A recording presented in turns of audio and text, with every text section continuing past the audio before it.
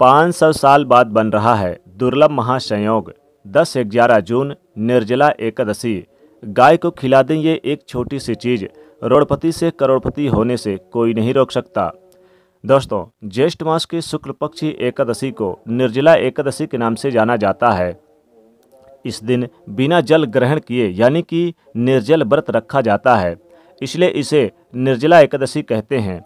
निर्जला एकादशी का व्रत रखने से व्रती को साल की सभी एकादशियों के व्रत रखने के बराबर पुण्य फल प्राप्त हो जाता है। इस दिन व्रत करने से भगवान विष्णु जी की असीम कृपा प्राप्त होती है और जीवन में चली आ रही बड़ी से बड़ी परेशानी दूर हो जाती है। इस व्रत में एकादशी के सूर्य उदय से लेकर दूसरे दिन पारण करने तक ना तो जल ग्रहण किया जाता है और ना ही कुछ भी खाया जाता है। निर्जला एकादशी का व्रत करने से सभी तरह के पापों से मुक्ति मिल जाती है। इस व्रत को करने वाले व्यक्ति की सभी मनोकामनाएं पूर्ण होती है, सुखमय जीवन व्यतीत कर अंत में मोक्ष की प्राप्ति होती है। इस दिन व्रत रखकर अन्न और जल का दान करना बहुत ही शुभ माना जाता है। ऐसा करने से कष्टों से छुटकारा मिलता है और दुर्भाग्य भी सौभाग्य में बदल जाता है। अन्न और जल के दान के साथ आप जरूरतमंद या फिर ब्राह्मण को छाता, बिस्तर, वस्त्र इत्यादि का भी दान कर सकते हैं। ऐसा करने से शुभ फल की प्राप्ति होती है। आज के दिन तुलसी जी का पूजन अवश्य करना चाहिए। आज के दिन भगवान विष्णु जी को तुलसी दल जरूर चढ़ाना चाहिए, अर्पित करना चाहिए, क्योंकि तुलसी के बगैर भगवान विष्णु की पूजा अधूरी मानी जाती है। इस दिन आप तुलसी दल जरूर चढ़ाएं और गंगा जल से उन्हें अभिषेक कराएं। ऐसा करने से घर में धन, यश और वैभव बना रहता है। दोस्तों, इस बार निर्जला एकादशी तिथि 10 जून को सुबह 7:25 पर शुरू होकर 11 जून को सुबह 5:45 पर समाप्त होगी। 10 जून को पूरे दिन और रात्र निर्जला एकादशी तिथि रहेगी, इसलिए एकादशी व्रत 10 जून को भी रखा जाएगा और 11 जून को सूर्य उदय के समय एकादशी तिथि होगी, इसलिए उदया तिथि मान्यता के अनुसार 11 जून को भी निर्जला एकादशी व्रत किया जा सकेगा। व्रत किस दिन रखें, इस कन्फ्यूजन को दूर करने के लिए शास्त्रों में कई नियम बताए गए हैं। शास्त्रों के अनुसार जब 2 दिन एकादशी पड़ती है तो परिवारजनों को पहले दिन एकादशी का व्रत करना चाहिए। दूसरे दिन की एकादशी का व्रत सन्यासियों को, विधवाओं को और मोक्ष की इच्छा रखने वाले व्यक्तियों को करना चाहिए। एक अन्य मान्यता के अनुसार वैष्णव संप्रदाय को दूसरे दिन की एकादशी का व्रत करना चाहिए, इसलिए इस बार एकादशी का व्रत पूजन और उदय यानी कि उपासना उपाय 10 जून और 11 जून दोनों ही दिन किया जा सकेगा। अगर आप 10 जून को व्रत करें तो व्रत का पारण 11 जून को दोपहर 1:44 से दोपहर 4:32 के बीच करें और अगर 11 जून को व्रत रख रहे हैं तो व्रत का पारण 12 जून को सुबह 5:23 से सुबह 8:10 के बीच करें। इस बार निर्जला एकादशी व्रत पर कई सारे अद्भुत संयोगों का निर्माण हो रहा है, साथ ही राजयोग और धन योग भी बन रहे हैं। दुर्लभ शुभ महाशुभ संयोग बन रहे हैं, जिससे इस बार की निर्जला एकादशी और भी ज़्यादा खास हो गई है।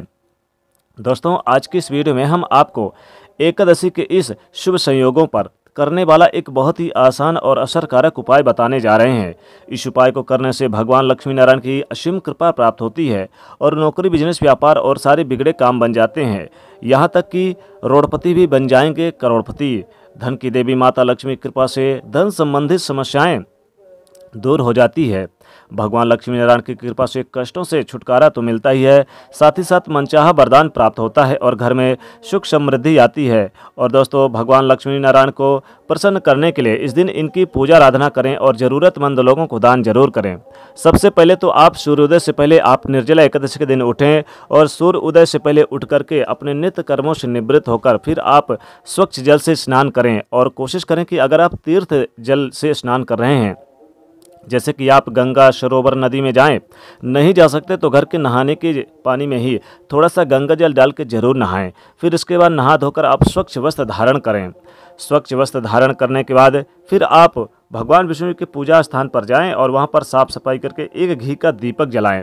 घी का दीपक जलाने के बाद फिर आप यानी कि उनके मंत्रों का जाप करें। ओम नमो भगवते वासुदेवाय और ओम महालक्ष्मी देवो नमो नमः।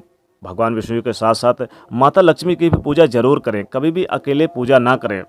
फिर इसके बाद आपको क्या करना है कि आपको थोड़ा सा आटा लेना है, शुद्ध आटा लेना है और फिर आप शुद्ध जल ले लें, एक लोटे में, और फिर इस आटे को गूंद करके आप इससे एक रोटी बना लें।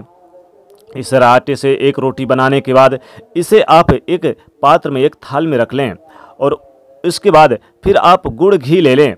गुड़ घी ले लें, थोड़ी सी मिश्री ले लें, और हो सके तो आप यानी कि गुड़ घी के अलावा थोड़ा सा काला तिल भी ले लें और थोड़ी सी हल्दी रख लें।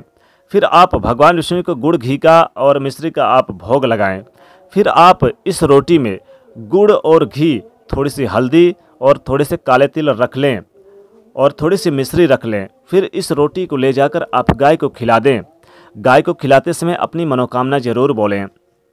जो भी आपकी मनोकामना हो, बिजनेस, व्यापार, कारोबार की मनोकामना हो, वो ज़रूर आप बोल दें। ऐसा करने से आपके सभी कष्टों से छुटकारा तो मिलेगा ही, साथ ही साथ रोडपति भी बन जाएंगे, करोड़पति। जी हाँ दोस्तों, गरीबी घर का रास्ता भूल जाएगी। किसी प्रकार के आपके कष्ट हो, धन संबंधित समस्याएं हो, नौकरी, बिजनेस, व्यापार में आपको तरक्की नहीं मिल पा रही है, फिर धन के आगमन नहीं मिल पा रहे हैं, धन के स्रोत नहीं बन पा रहे हैं, रुका हुआ फंसा हुआ धन प्राप्त नहीं हो पा रहा, कहीं ना कहीं पैसे फंस गए हैं, तो आपको ज़रूर इस दिन गाय की सेवा करना अत्यंत शुभ फल माना जाता है, क्योंकि गाय में 33 करोड़ देवी देवताओं का वास होता है। उनमें से भगवान विष्णु और माता लक्ष्मी जी का भी वास होता है। इसलिए इस दिन सबसे पहले रोटी जरूर गाय को खिलाएं, और रोटी में थोड़ा सा गुड़ और काला तिल और थोड़ी सी हल्दी और थोड़ी सी मिश्री रख के गाय को चुपचाप खिला दें। ऐसा करने से भगवान विष्णु की असीम कृपा प्राप्त होगी। कभी भी आपको धन संबंधित समस्याएं नहीं होंगी। दोस्तों, इस दिन चाहें तो आप गुड़, घी और काले तिल से बने लड्डू भी आप खिला सकते हैं, तो इससे भी आपके घर में सुख समृद्धि बनी रहेगी, कभी भी धन की कमी नहीं रहेगी। एक छोटा सा आप और उपाय करें। आप निर्जला एकादशी के दिन आप हरी घास ले लें। हरी घास मिल जाए तो ले लें, और उसमें एक रोटी रख लें। एक रोटी रख के फिर उसमें थोड़ा सा काला तिल, थोड़ा सा गुड़ और घी रख के आप चुपचाप ले जाकर गाय को खिला दें। ऐसा करके फिर अपनी मनोकामना बोले, 3 बार गाय की परिक्रमा करें, फिर आप सीधे अपने घर आएँ। ऐसा करने से ही आपको 24 घंटे के अंदर ही आपकी मनोकामना पूरी होगी, हर प्रकार के कष्टों से छुटकारा मिलेगा, भगवान विष्णु और माता लक्ष्मी की असीम कृपा प्राप्त होगी। दोस्तों, इस दिन गाय का दान भी करना अत्यंत शुभ फल माना जाता है। अगर इस दिन गाय का दान करें तो काफ़ी लाभकारी माना जाता है। इसलिए गाय को इस दिन पानी पिलाएं, रोटी खिलाएं, और कोशिश करें कि गाय की सेवा करें। गाय को आप इस दिन यानी कि नहलाएं तो विशेष लाभ होता है। भगवान विष्णु और माता लक्ष्मी की असीम कृपा प्राप्त होती है, कभी भी धन संबंधित समस्याएं नहीं होती है। तो इस बार की निर्जला एकादशी बहुत ही खास है, बहुत ही शुभ सहयोग में आई, इसलिए गाय को आप रोटी जरूर खिलाएं। रोटी में आप गुड़ घी भी रख कर खिला दें तो विशेष लाभ होता है।